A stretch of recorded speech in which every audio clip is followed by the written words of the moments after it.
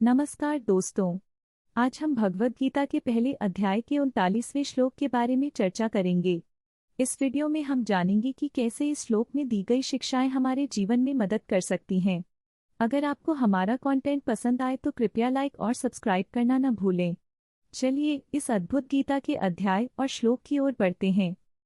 अथ चित्तं समाधिनं न विन्देमहि तावता यदा स्मरिष्यामि चित्तं स मया सन्दृशिष्यति 39।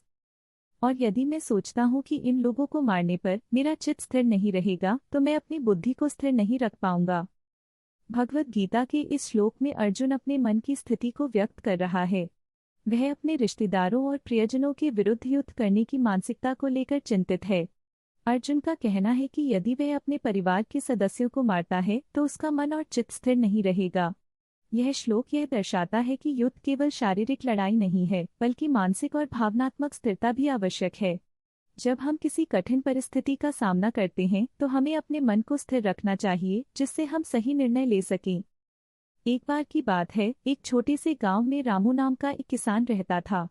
रामू अपने परिवार के साथ खुशहाल जीवन बिता रहा था। लेकिन एक दिन गांव में एक बड़ा संकट आ गया। गांव के पास एक बड़ा बाघ आ गया था जो गांव के मवेशियों को मारने लगा। गांव वाले बहुत चिंतित थे। रामू ने अपने पड़ोसी से कहा, भाई हमें इस बाघ का सामना करना होगा। हमें अपने मवेशियों की रक्षा करनी है। लेकिन उसके पड़ोसी ने कहा, पर रामू बाघ बहुत शक्तिशाली है। क्या तुम सच में उसके सामने जाना चाहते हो? रामू ने कुछ पल विचार किया और कहा, अगर मैं डरकर भाग जाऊंगा तो मेरा परिवार क्या करेगा? मुझे अपनी जिम्मेदारियों का सामना करना होगा। उसने सोचा कि अगर वह अपने डर को अपने मन से निकाल दे तो वह बाघ का सामना कर सकेगा। उसने गांव वालों को इकट्ठा किया और कहा, हम सबको मिलकर इस बाघ का सामना करना होगा। हम डर नहीं सकते। गांव वाले सभी एकजुट हो गए और बाघ का सामना करने के लिए तैयार हो गए। रामू ने अपने मन को स्थिर रखते हुए कहा, अगर मैं डर गया तो मेरा चित्त स्थिर नहीं रहेगा और हम सफल नहीं होंगे। गांव वालों ने मिलकर बाघ का सामना किया और अंततः उसे भगाने में सफल हो गए। सबने रामू की बहादुरी की सराहना की। इस कहानी से हमें यह शिक्षा मिलती है कि जब हम किसी चुनौती का सामना करते हैं तो हमें अपने मन को स्थिर रखना चाहिए।